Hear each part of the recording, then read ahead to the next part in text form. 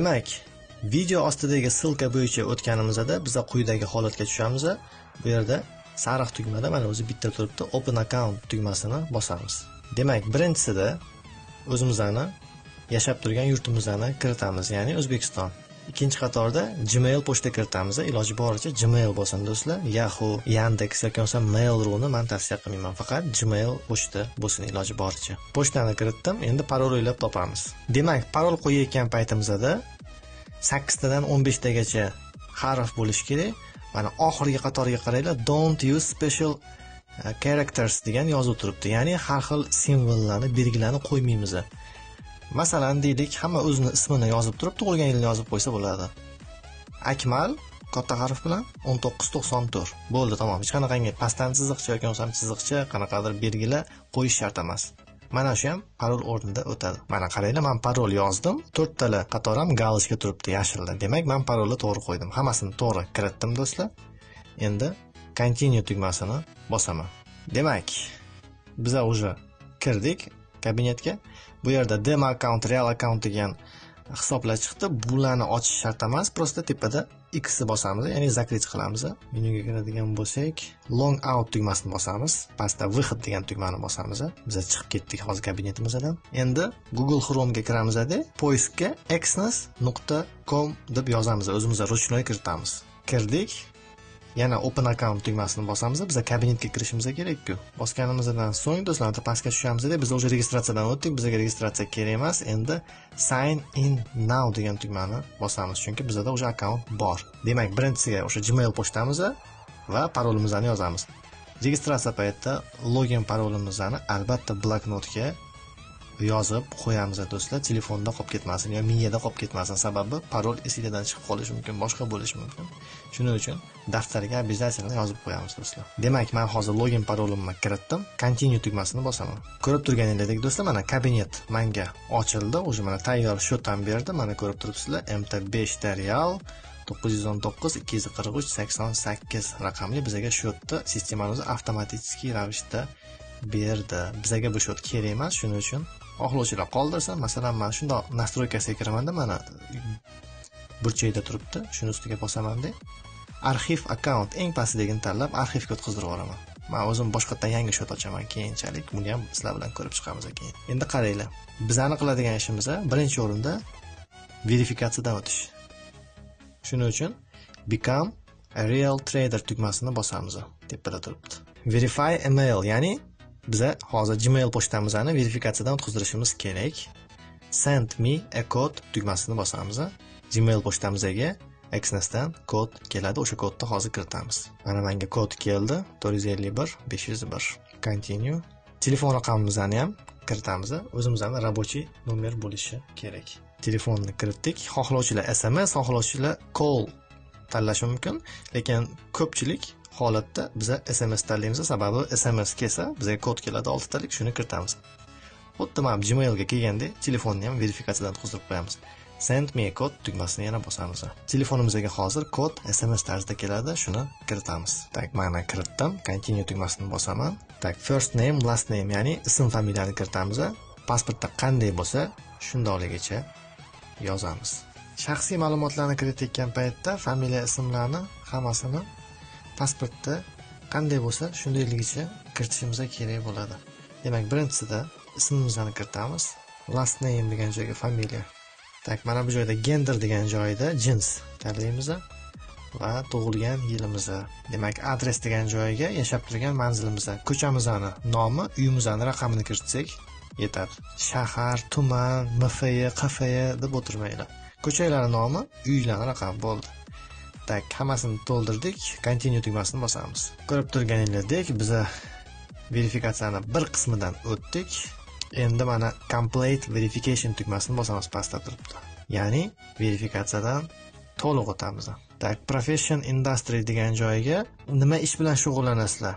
Shuni yozib qo'yishingiz mumkin. Bitta hammasi inglizcha do'stlar. Hozir mana kimdir student, kimdir arxitektor, kimdir IT razraботчик, kimdir iqtisodchi va hokazo. Masalan, men hozir Azir deb yozib qo'yaman, boshqa degani. Tak, mana bu joyga ham Azir deb yozib qo'ysak bo'ladi. Lekin hamma o'zining kasbini yozish kerak. Demak, birinchi testga employment status degan joyiga biza nima deyozsak, nimani tanlasak bo'ladi? Student deb tanlasak bo'ladi. Chunki men hozir verifikatsiyadan o'tkazayotgan inson haqiqatan ham student. Tak, ikkinchi qatoriga trading bilan shug'ullanganmisiz oldin deyapti. Endi kim qancha vaqt trading bilan shug'ullangan? 1 yilmi, 2 yilmi, 4 yilmi? Masalan, shug'ullanmaganman deb tanlayman men. Tak, akkaunt ochishdan maqsad nima deyapti? Uchinchisida investitsiyani tanlaymiz. Qancha daromad topasiz? 0 dan 20 minggacha. Qancha daromad xohlaysiz deyapti bu yerda. 0 dan 20 minggacha buni ham. Tak, mana bu joyda do'stlar qaranglar. Employment business deb tanlaylik, mana shu ikkinchisini. Hammasini tanlab chiqdik. Endi continue tugmasini bosamiz.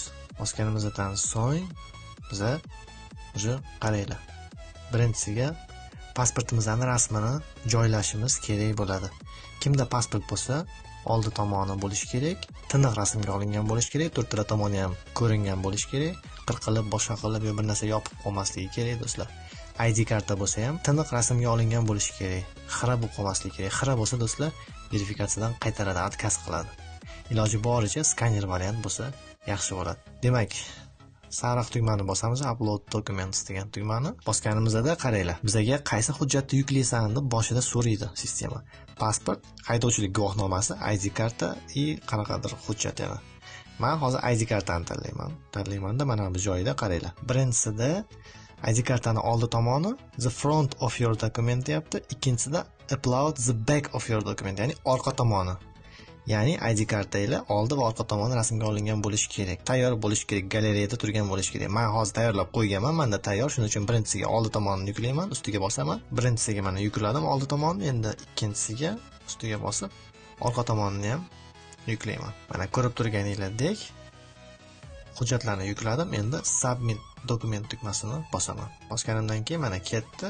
Endi ikkinchisi verify residence, ya'ni biza o'zimizning yashab turgan adresimizni kiritishimiz kerak bo'ladi. Bunga nimalar kiradi? Bunga bankdan выписка, spravka, elektr, gaz, suvga, svetga to'lovlar, kommunal to'lovlar agar uy nomingizda bo'lsa yoki bo'lmasam shtraf to'lagan bo'lsanglar, GAIda sizlar o'zingizlarning nomingizga chiqqan bo'lsa, u ham o'tadi. Sababi u yerda ham ism, familiyalar, yashash adresinglar mavjud.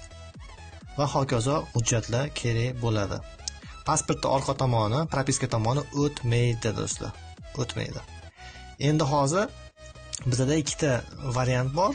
Ya'ni birinchi variant bankdan spravka olishimiz kerak. Qanaqa spravka bo'ladi? Masalan, kimni qaysi bankdan kartasi bo'lsa, Uzcard Humo ochtirgan bo'lsa, deylik, Infinbankdan meni Uzcard'im bor yoki Humoyim bor.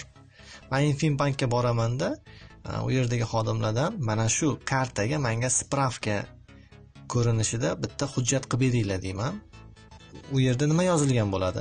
Haqiqatan ham shu kartani egasi, shu ismli shaxs mana shu yerda istiqomat qiladi. Haqiqatan ham bizning bankimizning mijozi degan ma'noda o'sha pechatlari bilan bitta spravka qilib beringlar desam, spravka qilib berishi kerak. Menga o'sha men karta olgan bank shunaqa menga hujjat qilib berishi kerak.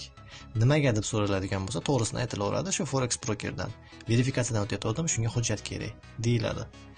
Ikkinchi variant my.go.uz saytidan tayyor qilib yashash manzilimni PDF faylda yuklab qo'yganman telefonimga. Hozir shuni загрузить qilamiz.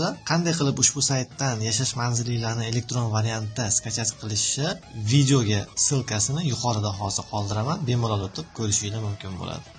Mana ko'rdinglar do'stlar, yukladim, hammasini joyladim. Endi submit document tugmasini bosib qo'yamiz. Endi kutamiz. Bo'ldi, kerakli hujjatlarni jo'natdik. Endi kutamiz. Tepada mana X zakrit qilamiz buni. Tak, mana kabinetimiz, mana bitta obnovleniya beramiz. Ko'rib turganinglardek do'stlar, biza hujjatlarni tekshiruvga jo'natdik. Mana tepada statuslarni ko'ryapsizlar. Ikkalasida ham o'sha обработка bo'lyapti. Sizlarning hujjatinglar degan status bizda turibdi. Agar biza verifikatsiyadan o'tsak, mana shu joy do'stlar yo'qolib qoladi. Bizda o'sha yo'q bo'ladi. Bu degani verifikatsiyadan 100% o'tdik degani. Agar hujjatlarimizni отказ qiladigan bo'lsa, mana shu sariq значокka o'rnida qizil rangda X, ya'ni sani hujjating qaytarildi, mamlaqangga darabotkasi bor ekan, yoki bo'lmasa mamlaqa qilib, tiniqroq qilib, yoki bo'lmasa boshqacha hujjat qilib jo'natgan deb sababini ham o'zi aytadi do'stlar. Agar qaytarsa, agar o'tadigan bo'lsa, bu narsalar bizda yo'qoladi polniy. Hozir videoni pauzaga qo'yaman. sizlar bilan birgalikda buni ko'ramiz. O'tdimi, o'tmadimi? Ko'rib turganinglardek biza muvaffaqiyatli ravishda verifikatsiyadan o'tdik. Xudo xolasa, mana ko'rdinglar, telefon variantida qanday qilib registratsiya, verifikatsiya va eng asosiysi mygo.uz dan qanday qilib yashash to'g'risida hujjatimizni olishni ham sizlar bilan birgalikda buni ham ko'rib chiqdik. Sababi ko'p holatda Xnestda muammo bo'layotdi. Aynan mana shu joyga kelganda foydalanuvchilarimizni hujjatini отказ qilib yotuvdi Xnest. Mana shu hujjatni lekin bittada olyapti. Sizlar mana ko'rib turganingizdek, menda o'sha status yo'qoldi tepada, o'sha men verifikatsiyadan o'tdim. Bemalol hisob raqamni ochib, pul solib ishlashim mumkin bo'ladi. Keyingi videolarimizda xudo xolasa sizlar bilan telefon variantida qanday qilib hisob raqam ochish, qanday qilib Visa kartadan pul solib, pul chiqarishlarni ham ko'rib chiqamiz va albatta MetaTrader 4 va 5 savdo terminallariga ham hisob raqamni ulashlarni ko'rib chiqamiz. Videomiz sizlarga ma'qul kelgan bo'lsa, kanalimizga podpisatsiya, like va qo'ng'iroqchani bosib qo'yishinglarni unutmanglar. Keyingi videolarda ko'rishgungacha xayr, salomat bo'linglar.